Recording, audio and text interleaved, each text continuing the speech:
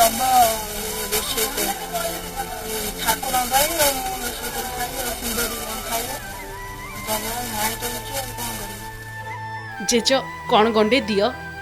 ମାଉସୀ କିଛି ସାହାଯ୍ୟ କର, ଠାକୁରଙ୍କର ନୀତି ହବ। ମାଉସୀ ମୋ ସୁନ୍ଦରୀ ଖାଇବ ମାଉସୀ।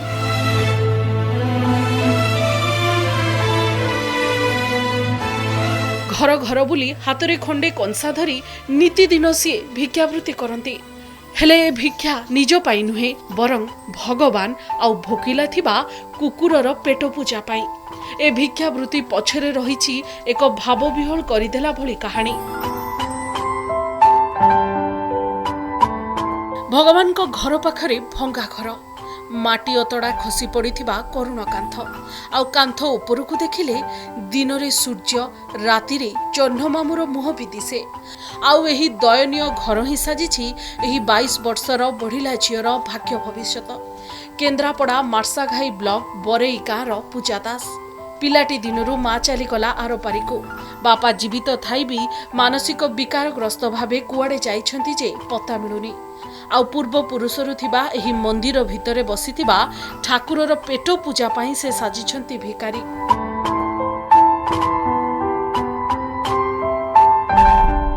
ବାପା ମା ଥିଲେ ଛୁଆଙ୍କ ପାଇଁ ସବୁ କଥା କରିଦେବେ, ଆଉ ମୋର କିଏ ଅଛି? ମୁଁ ତ ନିଜେ ଖାଇବାକୁ ନିଜ ପେଟ ପୋଷିବାକୁ ତ ଆଉ ମୋତେ କିଏ ଦବ? ଯେ କାମ ଧନ୍ଦା କରି ଚଳୁଛି, ସେମିତି ମାଗି କାହା ଘରକୁ ଏମିତି ମାଗି ଯାଚି ଆଣି ଚଳୁଛି। ଆଉ ମୋର ଠାକୁର ଘର ଅଛି, ଠାକୁର ଘରଙ୍କ ପାଇଁ କିଛି ମାଗୁଛି, ଆଉ ମୁଁ ନିଜେ ଚଳିବା ପାଇଁ। ଖାଲି ଭଗବାନ ପାଇଁ ନୁହେଁ, ଏଠି କୁକୁରକୁ ବି ଭୋକିଲା ରହିବାକୁ ଦେବନି ବୋଲି ସତେ ଯେମିତି ପ୍ରତିଜ୍ଞା କରିଛନ୍ତି ପୂଜା। ସେଥିପାଇଁ କୁକୁର ବି ତାଙ୍କୁ ଜଗି ରହୁଛି, ତାଙ୍କ ସୁରକ୍ଷା କବଚ ସାଜିଛି। ତେଣୁ ତା ପାଇଁ ବି ବାରଦୁଆର ବୁଲି ବୁଲି ଖାଦ୍ୟ ଯୋଗାଡ଼ କରିବାକୁ ପଛଉନାହାନ୍ତି ପୂଜା। ସତରେ ଏ ବୟସରେ ପୂଜା କରୁଥିବା କାମ ଆଜିର ଆଧୁନିକ ସମାଜରେ ହୁଏତ କେହି କରିବେନି।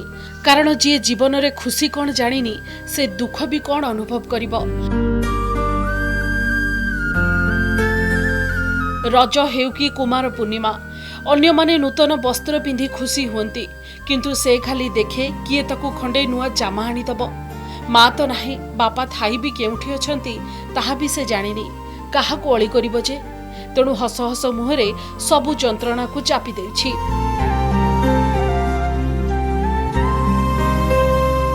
ଆଉ ଏ ତ ଘର ତ ଏଇ ଭାଙ୍ଗିଗଲାଣି, ଘର କହିଥିଲେ ଦେବେ ବୋଲି, ଘର ଦଉନାହାନ୍ତି। ମୁଁ ଗୋଟେ କୁକୁର ଗୋଟା ପାଳିଛି, ସେ ଯେଉଁ ଭଙ୍ଗା ଘର ଚାରିଆଡ଼େ ଖୋଲା, ଏକୁଟିଆ ରାତିରେ ଶୋଇବାକୁ ଭୟ। କୁକୁରଟା ଯାହା ହଉ ପୋଷା କୁକୁରଟା ଅଛି, ସେଇ ଯାହା ହଉ ଜଗୁଛି, ମୁଁ ଟିକେ ଶାନ୍ତିରେ ଟିକେ ଶୋଉଛି। ସେପଟେ ଏହି ମନ୍ଦିରରେ ପୂଜା କରୁଥିବା ପୂଜକଙ୍କ ପାଇଁ ମଧ୍ୟ ମାସିକ 500 ଟଙ୍କା ଯୋଗାଡ଼ କରିବାକୁ ସଂଘର୍ଷ କରୁଛି ଏହି 22 ବର୍ଷୀୟ ପୂଜା। ଭଗବାନ ସତେ ଯେମିତି ପୂଜାର ଧୈର୍ଯ୍ୟ ଓ ସହିବା ଶକ୍ତିର ପରୀକ୍ଷା ନେଉଛନ୍ତି। ଦୁଃଖ କଷ୍ଟ ମାଗି ଯାଉଛି, ଚଳୁଛି। ଆଉ ମା ମରିଗଲା, ବାପା ପାଗଳ, ଏକଲା ରହିଛି ଘରେ, କୁକୁର ତାକୁ ଜଗୁଛି, ଚଳିବାକୁ ତାକୁ କଷ୍ଟ ହେଉଛି। ମାଗି ଯାଉଛି, ସେମିତି ଚଳଉଛି, ନନାକୁ ଦେଉଛି। ଆଉ ପୂଜା ପର୍ବରେ ଡ୍ରେସ୍ ପତ୍ର ଖଣ୍ଡେ କରିପାରୁନି, ତ ଅବସ୍ଥାରେ ରହିଛି। ଆଉ ଠାକୁରଙ୍କ ପ୍ରତି ତାର ଅଛି ସଦା, ନିଜେ ପଛେ କଷ୍ଟ ପାଉ, ଠାକୁରଙ୍କ ନୀତିରେ ରକ୍ଷା କରୁଛି। ଆଉ ଠାକୁର ଏତେ ଦୁଃଖ ଦେଲେ ବି ସିଏ ତା ସେବା କରୁଛି। ପିଲାଟି ବେଳରୁ ତା ମାଆଟି ଚାଲିଗଲା, ବାପାଙ୍କର ମୁଣ୍ଡ ଖରାପ, ବାପା ମଧ୍ୟ ବି ଘରେ ମାସରେ 2 ମାସରେ ଥରେ ବି ଆସିବା ବି କଷ୍ଟ। ଆଉ ପିଲାଟା ତାର ଦୁଃଖ କଷ୍ଟ କରି ସେମିତି କେମିତି ଚଳୁଛି ସେ କଥା ଉପରବାଲାକୁ ଜାଣେ। ମୁଁ ଖାଲି ଆସିଲେ 10 ମିନିଟ୍ 15 ମିନିଟ୍ ଠାକୁର ପୂଜା କଲି, ସନ୍ଧ୍ୟାବେଳେ ଆସିଲେ ସନ୍ଧ୍ୟା ଆଳତି କଲି। ମାସିକ ମଧ୍ୟ ବି ଠିକ୍ ଢଙ୍ଗରେ ବି ପଇସାଟା ମୁଁ ବି ପାଇପାରୁନି। ମୁଁ ତ ଦେଖି ଆସୁଛି ପିଲାବେଳୁ, ତ ମୁଁ ଛୁଆବେଳୁରେ ଏଇଠି, ସିଏ ମଧ୍ୟ ମୋରି ଆଗରେ ଜନ୍ମ ହୋଇଛି। ମୁଁ ତ ଦେଖି ଆସୁଛି, ମୁଁ କ'ଣ କରିବି? ଆଉ ସରକାର ଟିକେ ଯଦି ଚାହାନ୍ତେ, ଯଦି ଛୁଆଟାକୁ, ସିଏ ଅବଶ୍ୟ ନିଶ୍ଚିତ ଟିକେ କିଛିଟା ବି ଖୁସି ଅନୁଭବ କରନ୍ତା। ତେବେ ପୂଜା ବିଧାତାର ପରୀକ୍ଷାରେ କଷ୍ଟେ ମଷ୍ଟେ ପାସ୍ କରିଯାଉଛି ସତ, କିନ୍ତୁ ଏ ବୟସରେ ଯେଉଁ ସୁଖ ପାଇବା କଥା ତାହା ଏହି ପୂର୍ବପୁରୁଷର ମନ୍ଦିରରେ ବସିଥିବା ଠାକୁର ଶୁଣୁନାହାନ୍ତି, କି ପୂଜାଙ୍କ ପାଖରେ ପହଞ୍ଚି ପାରୁନି ପ୍ରଶାସନ। ଜନ୍ମରୁ ମା ଚାଲିଗଲା, ବାପା ଥାଇ ବି ନଥିଲା ଭଳି, दैव दौची दुख किंतु पशु साजिचे एठी सुरक्षा कवच।